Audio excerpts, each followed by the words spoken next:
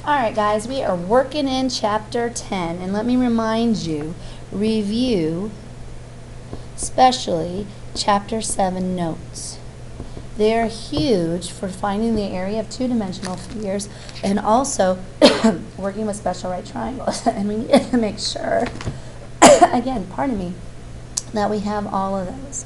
So we need to make sure that no matter what, we know the different parts of a pyramid and cones. So today we're doing surface area of pyramids, and then we're going to go tomorrow. Notice I crossed out cones there because we're going to do cones later. But if you're not reviewing, okay, how to chapter 7, you will not be prepared to apply what you need in chapter 10. But here's a few things, and I want to remind you on how to do these. So later you're actually going to see me, I'm right on the back of this, what's going to be the key for doing this. Alright, so the number one thing is we got to identify the different parts of a pyramid. Remember, the pyramid only has one base. So those are our bases, alright? And we know the point that's opposite the base of a pyramid. Those are called the vertex of a pyramid. It's just the point. So these are our vertices. Each one has them. So we have the vertex point. Then we know that the base of a regular, and this is the type of pyramid we have to work with, pyramid is a regular polygon. Okay, so here's our regular pyramid. And the lateral faces are congruent isosceles triangles. Now, with that, don't let it confuse you, but make sure you're able to work with those. Now, also, we know that we have what's called a slant height.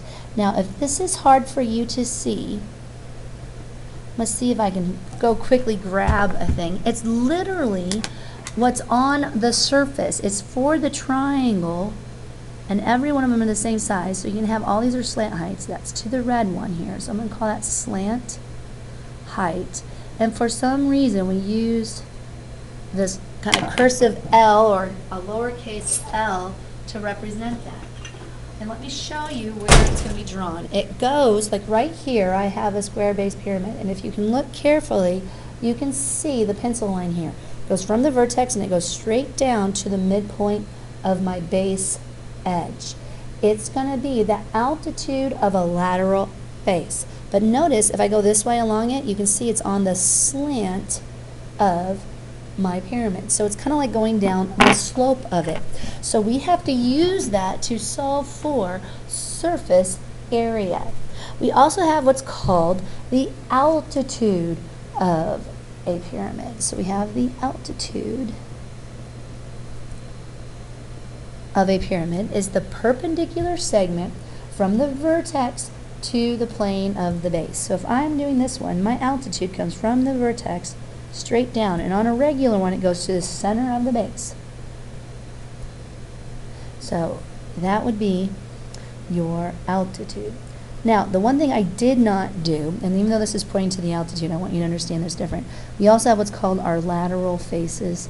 That's nothing new from before. They're just the triangles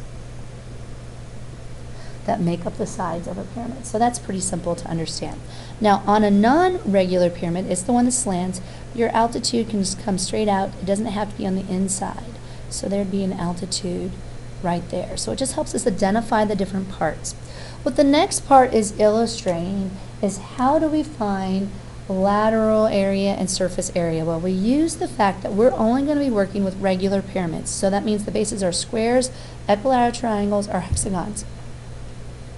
And all of the lateral faces are congruent isosceles triangle. So if I'm like looking for lateral area, look how easy this would be to do. I could find the area of this triangle and just multiply it by 4. Well, that multiplying by 4 gives me the perimeter. So really, my formula for lateral area is pretty simple. It looks like a triangle's formula. It's 1/2 the perimeter of the base times the slant height. Again, this only works for regular pyramids. Then we have our surface area is exactly the lateral area plus the area of the base. Now, one thing that is shown on the bottom, and I'll show you back up in the diagram, is a little right triangle that makes life a lot easier. you many times have to solve for either the height or the slant height of a pyramid. And if you remember the height, the apothem of the base, and the slant height make a right triangle, you can use the Pythagorean theorem.